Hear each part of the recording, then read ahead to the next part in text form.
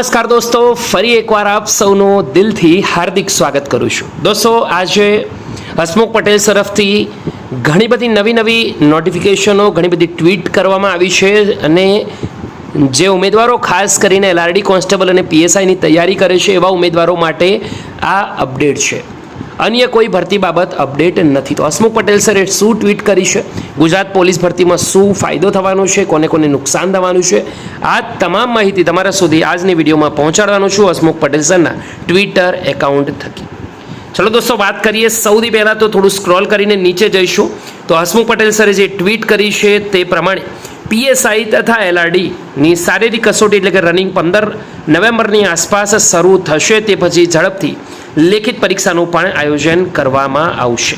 તો ઉમેદવારો તૈયારીમાં લાગી જાય. તૈયારી વિના શારીરિક કસોટી આપવી ઉચિત નથી, તેના લીધે શારીરિક તકલીફ પણ થઈ શકે છે.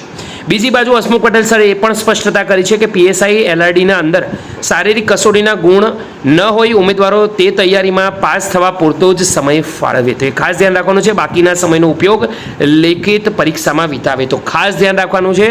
હસમુખ પટેલ સર તરફથી સ્ટ્રિક્ટ ઇન્સ્ટ્રક્શન. વિડીયો ગમ્યો હોય તો લાઈક કરી બીજા સુધી ખાસ પહોંચાડજો. ફરીવાર મળીશું. ત્યાં સુધી ગુડ બાય.